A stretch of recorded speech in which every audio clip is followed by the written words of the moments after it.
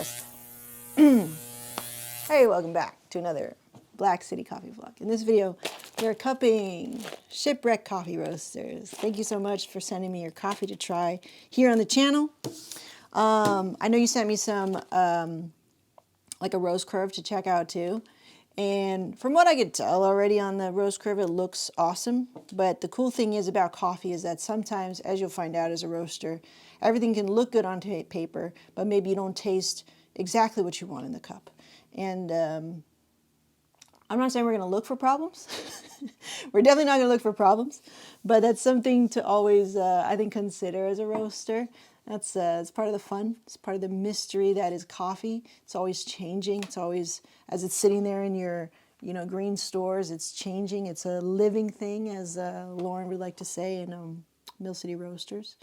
And it's interesting to take note of those changes as the coffee ages. And they say too, like Hoffman says too, like coffee's made 3 times at the farm, at the roaster, and at the brew. All right, so I'm excited to try this. Shipwreck coffee roasters. Link will be in the description. I feel like we shouldn't read all the stuff about it yet until we taste it sort of blindly. Okay?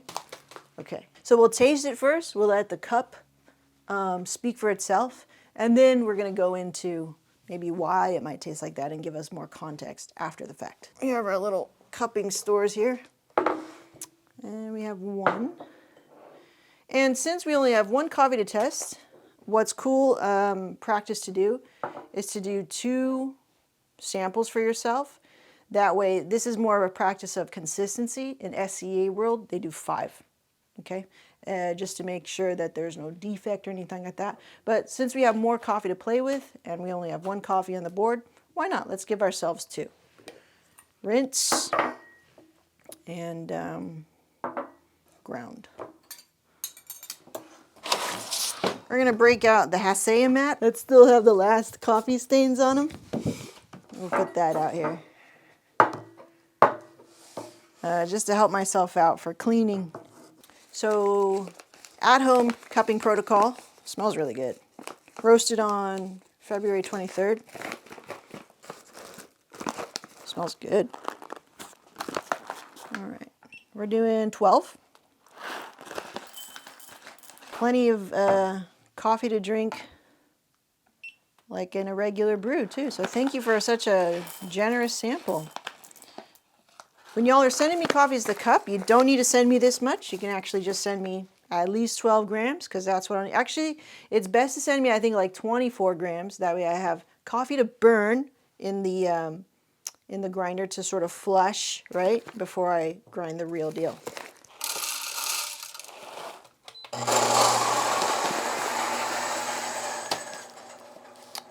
I should put this right here. There you go. Meanwhile, let's get some, let's sniffy sniff first.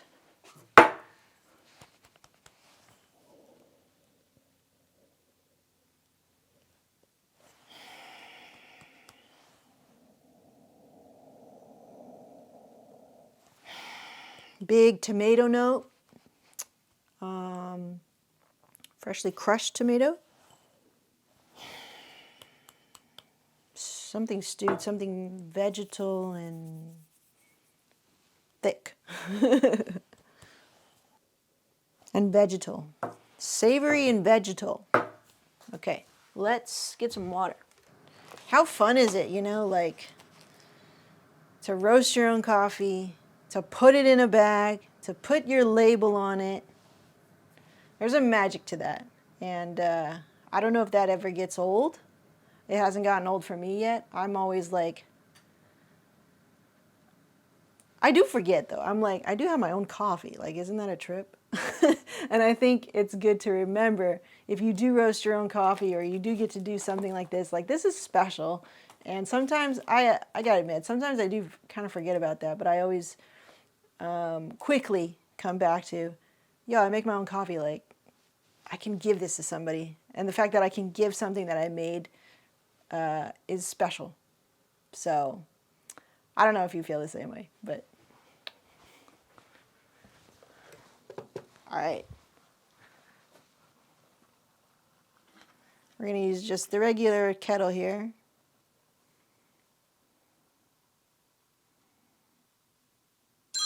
Husband.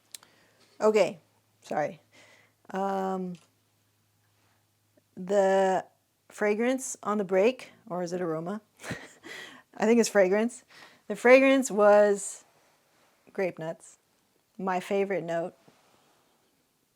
If you watch back like all my all my cuppings for my own coffee, it's like grape nuts. So far, it looks like a light roast, and maybe even like a light medium, depending on what we taste here in the cup. The color looks more, or you can even say like a dark light. Because it's a spectrum, right? Like not everything falls so neatly within categories every time. And so sometimes we can say stuff like that, you know, a light medium. So on the lighter end of medium, because medium has its like breadth, right? And then light has its own, and then dark. So yeah, I'm excited to try this.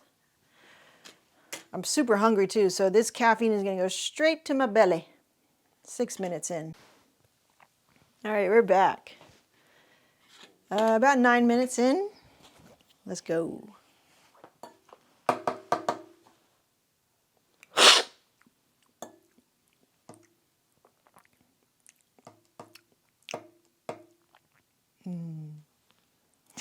Oh, shh, shh. We're not supposed to say anything.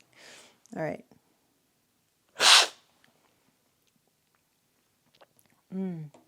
Okay. Red and white grapes. It's like red grape first and then white grape finish. Very nice.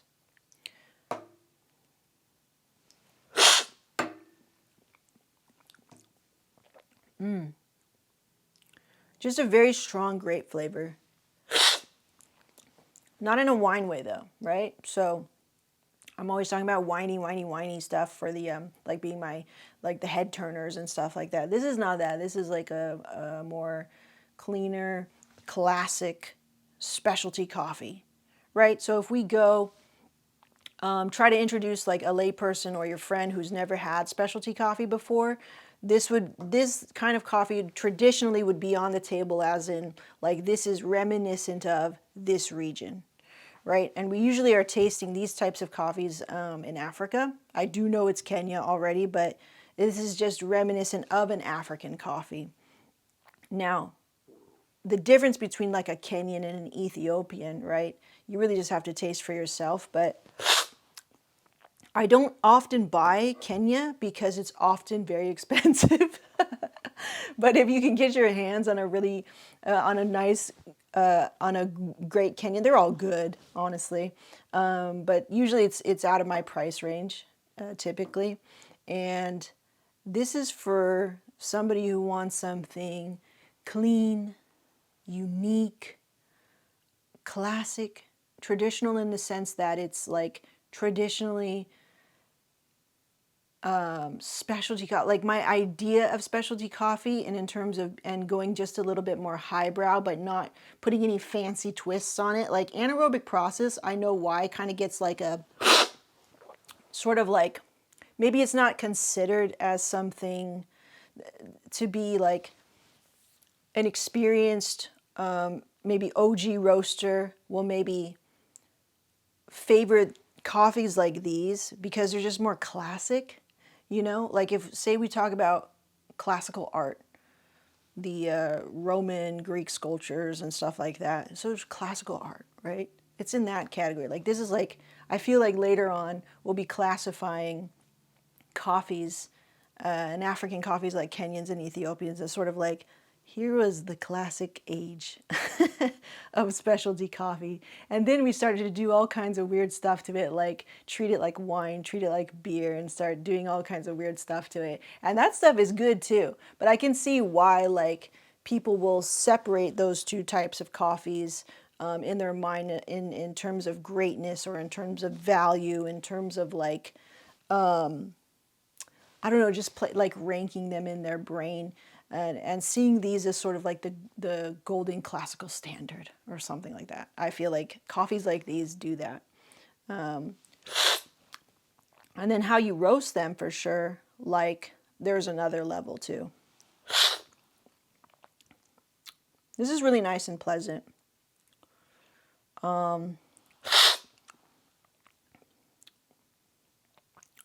Just a really clean red grape, white grape. Those are the biggest notes that are popping out to me.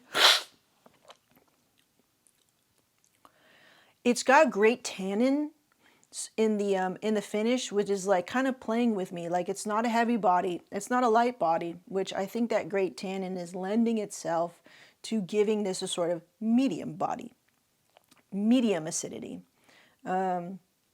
It's not jumping at you. Again, that's sort of like classic, elegant vibe to it. You know, somebody that doesn't need to shout at you or turn your head, but you know, oh, that's a classy lady, or you know what I mean? Like, or that's a classy man. That's what's kind of screaming to me here. And that's what I always thought of in terms of like African coffees in general, especially like the Ethiopias and the Kenyans. Those have a special place.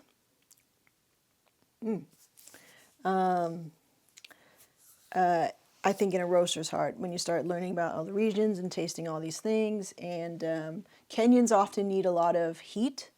They need a lot of careful heat manipulation. They need a lot of like, you need to have a well-heated roaster. I would not like to roast a Kenyan right out of the gate as being my first roast. I would often, if I did have a Kenyan order, which, like I said, I don't buy Kenya a lot. I think the last time I bought Kenya was when I first started roasting, and I didn't really know why I was buying it. I just bought it.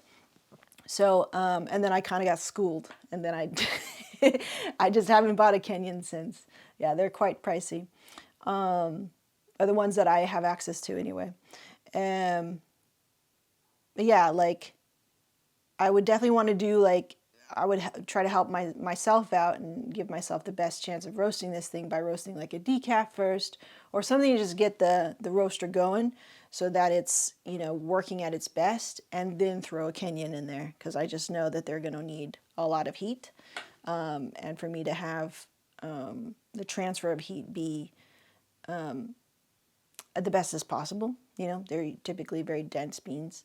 And in order to unlock their flavor and keep their nuance without burning it and scorching and facing and tipping and all that good stuff, bad stuff, it just requires a practiced hand, I think.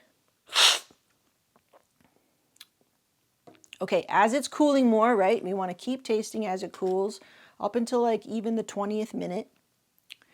It's getting sweeter. I'm really tasting that mid to finish now. Really solid tannins, big tannins in there in the finish, and really nice and sweet, which is supporting this very like low to medium acidity. You know, like I said, it doesn't jump out at you. Classic, a classic flavor. Really nice. Really nice finish too, and it's lingering there. That tannin finish is lingering. Now, I wonder if a high tannin mouthfeel is the same as a long finish. I don't think that's always true, right? I'm just kind of think back to my times when I used to drink a lot of wine and taste a lot of wine, and just because it's one thing, it didn't always check the box for another thing. You know, even though I think our brain likes to make shortcuts, right? Because we have pattern recognition. So we like to make shortcuts in our brain. And you really have to train your brain and train your mouth at the same time to categorize things in their own little category. And what we like to do, I think, as humans is like just put them in that category, put them in that category really quickly, and then like move on.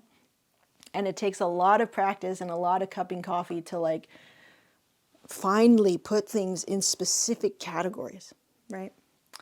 So that can be quite challenging, and also that's the fun of coffee and tasting coffees all the time, and going from one region to the next, and even going from one producer in the same region. You know, maybe one is grown on this side of the mountain and this one is not. You know, fun things like that, and then tasting what that tastes like.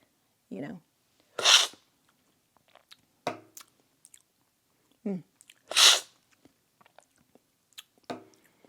Okay.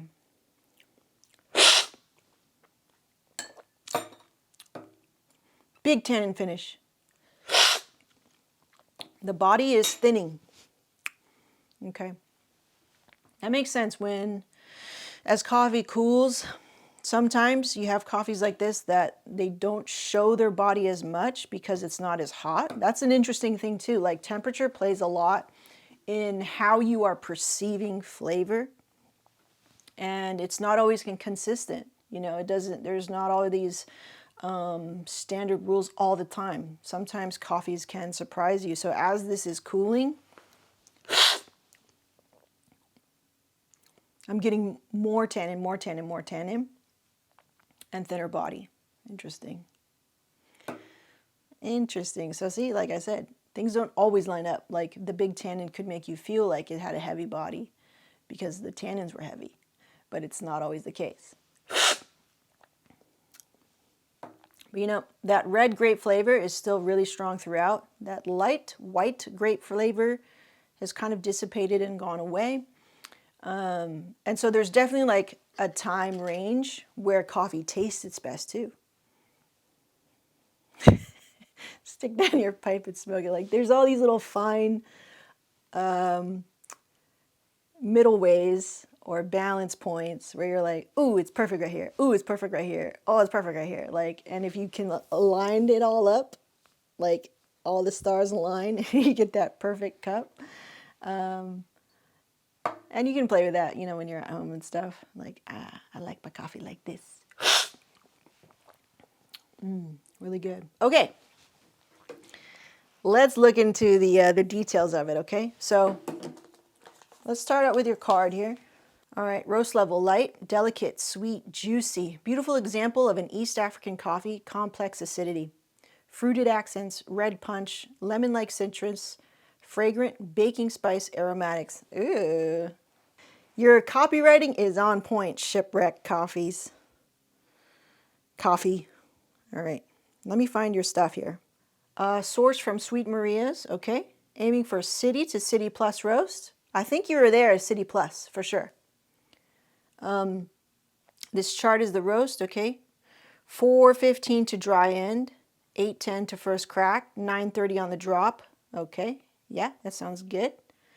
Okay, so I'll link up the photo here for you guys. What is this? Is this artisan? I know you can color code artisan, so that's cool. The first thing I noticed with this graph is your control of the roast. So when we see a nice, easy descending ROR curve, that means, to me, not only is like, oh, it's pretty, but what that actually means is you have control of your roaster. As a roaster operator, you know how to control your roaster, right? When it was explained to me that roasting was, if anything, it's like at the roaster, it's just machine operation. And how you make coffees taste good is done here, right? Is on the cupping table, being able to recognize what's defect, what's good, what's not, what's awesome. Let's replicate it, right? And then when you get at the roaster, it was just machine operation. It's sort of like, to me, it kind of demystified a little bit for me, which was good, because if I'm idolizing too much, I was sort of like not giving myself the best chance to really understand what I'm doing. You know, just making this weird, like, cool thing and not getting kind of like level with it and grounded with what I was learning at the time. And so I liked that Mike did that for me. And people learn differently. And people can take things from different teachers and mentors and have it speak to them in a certain way that makes it click for them. So for me, that clicked for me. And I really appreciated that. So yeah, this graph looks like control, and that's good. Okay. Classic light roast for me, like dropping at 9:30. What was the drop temp? $390, $400. Okay, so about $399. Yeah. So with these light roasts, the reason why I think it's City Plus, and like how I was saying like earlier with the color and everything, I was like, yeah, I think this is a light medium or a dark light. Yeah, I think you're in that region right there. And that's giving it that, I think that tannin for sure. And this sort of like the sweetness that you're getting in there, right? I didn't get so much of the lemon. I definitely got grape though. I definitely got grape. But the acidity is coming from grape skin and tannin versus lemon for me in my analysis or whatever, in my taste buds.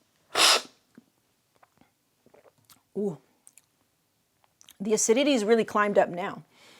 What are we in here? 24 minutes into this cupping. So the acidity's gone up. It's tasting like a brisk lemon tea. So that's interesting.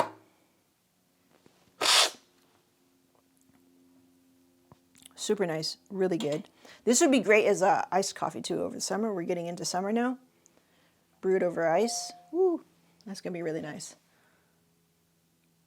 Okay. All right. Shipwreck. I loved it. Y'all can check out their coffee. They're roasting some really nice Kenyans right now. Thank you so much. I know this green is special. I'd say if some SEAers were to score it, it's probably in the 86 range, right in there, I'd say. Yeah, better than an 85. Maybe not so much as an 87, maybe 87. It might be like 86.75, something like that. I think it would score in that area. So it's a very good coffee, very excellent coffee, and a great job roasting it, I'd say. Looks like you had massive control. If you want to go more acidic with it, I'd say you can finish this even lighter. You know, your finishing temp was 399, almost 400, so you could play with that, you know, if you wanted to. And oftentimes I think roasters would do this when they are like, okay, what's this coffee's profile? Which you can balance against what will people buy it at? Because those two different things, right? As a roaster, you're like, oh, I really like it here, but people actually buy it at this level, right? Which is similar to like how many people love medium roast over light roast. Majority of people like medium roast, right? So it just depends on your market and your audience, but people will do three. So we do light, a medium, and then maybe, or just like a light, medium, dark version within light to light, medium. Do you know what I'm saying? So like very light, light, dark light. You know what I mean? So finding the kind of like, you know, little range in there that you want to play in. But yeah, totally still call this a light roast. It's on the darker side of light roast, I'd say, for myself. But yeah, great big red grape tannin for me. And that is your coffee, cupped. Thank you so much. You can send me your coffees to cup and the address in the description below if you want to do that. And again, you can just send me like 24 grams. That's enough, okay? Save you on the shipping. Thank you so much. We'll see you in the next one. Bye.